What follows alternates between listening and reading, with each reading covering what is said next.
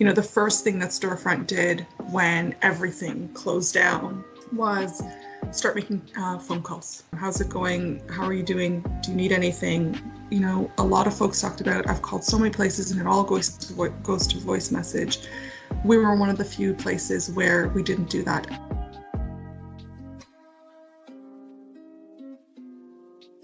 So our project, East Scarborough Storefront, is based in Toronto, in East Scarborough specifically. And then if you get even more specific, we're actually served the Kingston, Galloway, Orton Park neighborhood. So it was really residents and community members, as well as our partner agencies that wanted something like the Storefront. So we very much come from grassroots and a place of, the community wanting this, and that continues to be really important to us. We do what we do so that the aspirations of people in East Scarborough are supported by a community ecosystem that grows stronger over time. We are not trying to be the be-all and end-all for Scarborough residents. We're trying to be the kind of facilitator and network weaver to create a strong network that has multiple hubs. A deeper look at your work. Why is it significant that the work is happening in Scarborough, specifically in East Scarborough? The reason it's important is that there wasn't anything,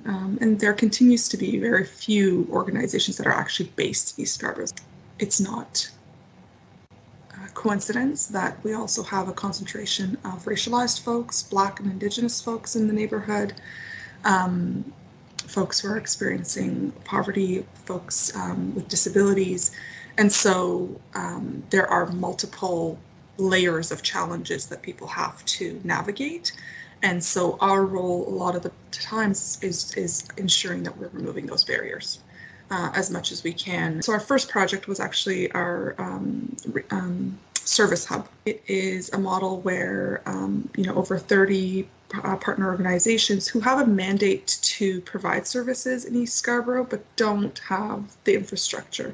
They can come to our building and use our infrastructure and provide those services. And so residents can come into our building and access multiple programs and services and resources in one place. One of our initiatives that has had a lot of momentum and grown over the last 5 years is the East Scarborough Works project. We convene a network of different people who make up our employment ecosystem to ensure that local people in East Scarborough are first in line for local jobs that are being created. The last time we had a chance as a network of diverse players, everyone including job seekers, service providers, trainers, anchor institutions, funders, policymakers.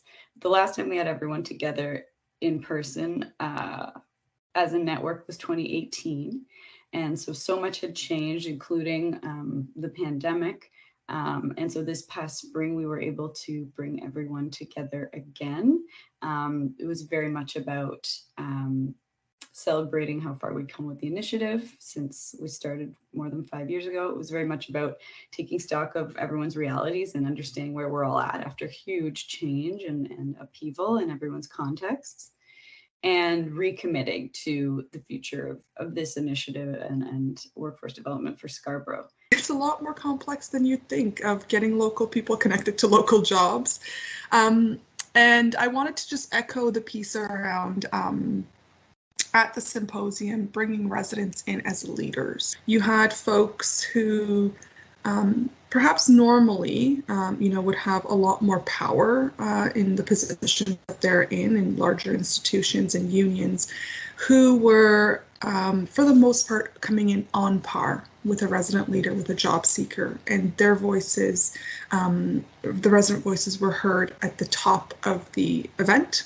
They were heard in the front of the room with a microphone. And so all of those things were really intentional to ensure that resident voice was really strong, and that we were disrupting those regular power dynamics, because we know that's part of systems change. As you reflect on the project's work through the past 2 years, what are you most proud of or really want to highlight? The first thing that Storefront did when everything closed down was start making phone calls to every single person that we had a contact number for, and check in with them. How's it going? How are you doing? Do you need anything? There was someone who always answered our phone line. So, you know, a lot of folks talked about, I've called so many places and it all goes to voice message.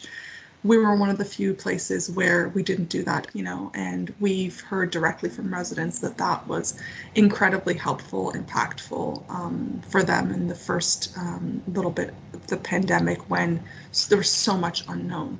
What exciting activities are coming up for the project on the horizon as we go into fall and 2023? Are there anything you're currently focused on or anything kind of in the works? So I think one of the pieces that I want to highlight is our work around addressing anti-Black racism. Storefront started this, you know, it was always implicit, as Maddie said. We've always had equity and power sharing as part of the work that we do, but really taking an explicitly how do we address anti-Black racism approach started soon after George Floyd's murder. So we're working through that as an organization. A lot of it is inward, right? We're looking at what do we need to do. How do we need to change? What do we need to learn? Our equity committee that's made up of residents and partners and Storefront staff are working on developing an equity framework that will really speak to our commitments to anti-racism, as well as having an accountability framework. So I think that's a big one. I'm going to throw it over to Maddie to talk about our local food systems, which also, of course, has an angle around anti-Black racism.